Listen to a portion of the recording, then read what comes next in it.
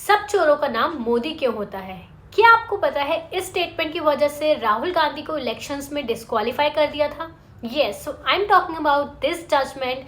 So hi, it's Advocate Mishika Gupta and in today's video, I will be explaining you this judgment in the easiest way possible. So let's begin with that. Rahul Gandhi और पुंडेश मोदी के बीच ये defamation case काफ़ी ज़्यादा highlight था, media का attention था उस time. ये केस तब शुरू हुआ जब राहुल गांधी ने 2019 में कर्नाटक में एक रैली के दौरान ये स्टेटमेंट दिया कि सभी चोरों का नाम मोदी ही क्यों होता है।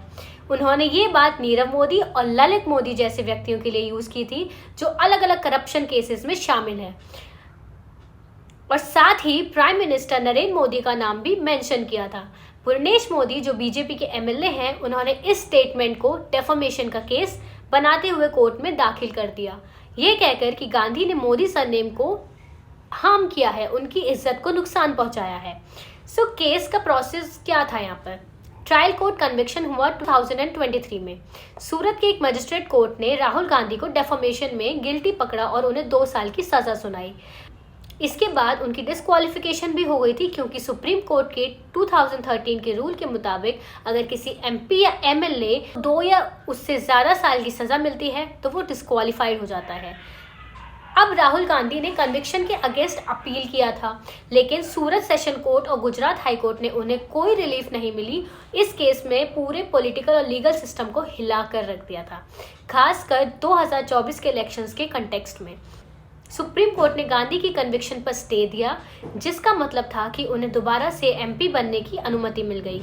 कोर्ट ने कहा कि डेफमेशन केस में 2 साल की सजा देना बहुत ज़्यादा था और इससे डेमोक्रेसी पर बुरा असर पड़ सकता था। सुप्रीम कोर्ट ने यह भी कहा कि ऐसे केसेस में फ्री स्पीच और डेफमेशन के बीच बैलेंस बनाने के रखने की ज़रूरत है। राहुल गांधी की डिस्क्वालिफिकेशन काफ़ी बड़े पॉलिटिकल इम्पैक्ट के कारण बनी थी, क्योंकि उन्हें इलेक्शंस में पार्टिसिपेट करने से रोक दिया गया था। लेकिन सुप्रीम कोर्ट के स्टे के बाद गांधी को इलेक्शंस में कंटेस्ट करने की इजाज़त मिल गई और ये केस पॉलिटिकल स्पीच और फ्री स्पीच के बीच एक मेजर डिबेट बन गया। कांग्रेस और गांधी सपोर्टर्स ने इस केस को एक पॉलिटिकल मूव कहा, जिसमें उनको खामोश करने की कोशिश की गई थी।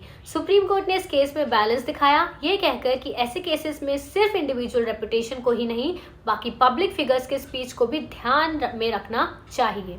इन शॉर्ट, ये केस ना सिर्फ डेफमेशन लॉ को चैलेंज करता है, बल्कि इंडियन पॉलिटिकल सिस्टम में फ्री स्पीच और पॉलिटिकल स्पीच के इंपॉर्टेंट क्वेश्चन भी उठाता है।